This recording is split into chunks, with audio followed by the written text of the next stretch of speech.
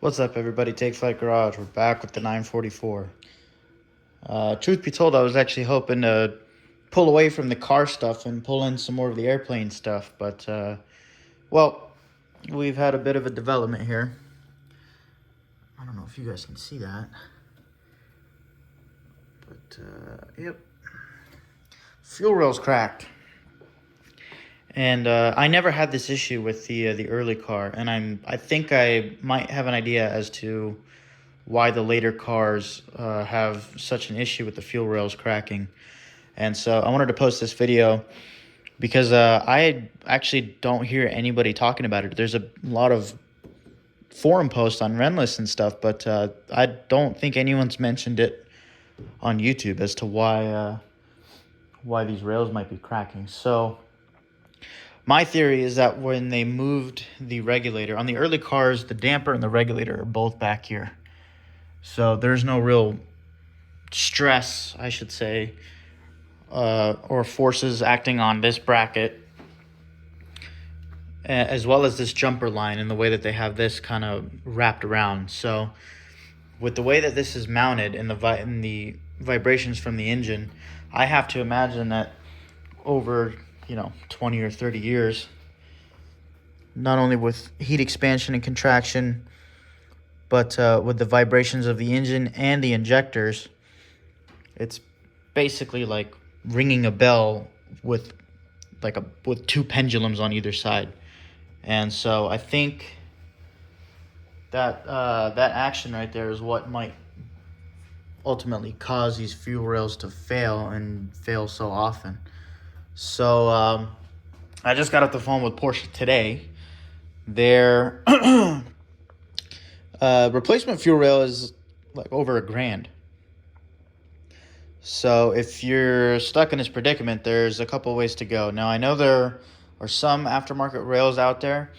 I think personally, I'm probably just going to go with the Lindsay kit just because of the price and the availability. Because as you guys know, this thing is my daily. I need a car. I can't go without a car. So that's going to involve a couple things. That's going to involve cutting those fuel lines at the hard line and installing some stainless steel braided line. The Lindsay kit is expensive, but again, it's relatively speaking, it's half the price of an OEM one. So, and there is a little bit more work involved, but it does sort of clean up this whole area a little bit. But yeah, so the Lindsay kit will involve installing stainless steel braided fuel lines.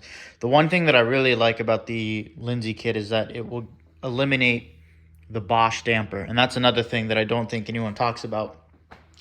We're always talking about timing belts and water pumps and all that stuff. But when that damper goes, that part by itself is like $600. So with the Lindsay kit, you get a Marin fuel damper, and they have a conversion kit that lets you keep the Bosch style regulator. So, and the fuel regulators aren't bad. Those are like $70 or $80, and those don't really fail all that often. When they do, you can just replace that and it's quick versus $600 on a part that you can't find anywhere. So that's actually another plus for me when shopping around for fuel rails. So, and now one thing that I've heard about with the Lindsay kits is the injector noise, the pulsation noise apparently gets amplified in a weird way only during idle. And there's a lot of theories going around. The one that I saw was that it's due to the adding the stainless steel hard line. It's essentially like adding a hard line all the way through up to the rail. So if you add like a fuel jumper, that's a little bit of rubber hose in between when you're adding that line, apparently that will eliminate that noise. I have no idea. I have yet to find out. I guess we'll see. At this moment in time, I don't really have a choice because I don't really want to be driving around with,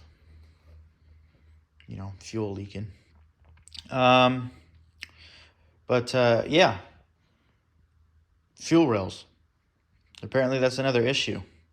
So I've seen some people say that they've never seen a single fuel rail fail. Again, I had my other car and I daily drove that thing for 5 years before it got hit, and I never had any fuel rail leaks or issues. So, and it seems to me that the cars that I see have this problem are the 85.2 and up cars. So, just something to keep an eye out for, and food for thought. When that kit comes in, if you're interested in seeing on how it gets installed and all that sort of stuff, make sure you subscribe. I'll try to do my best to take some super high quality video and walk everyone through the process and go through the final product. So, thanks for watching. Stay tuned, and I'll see you guys in the next one.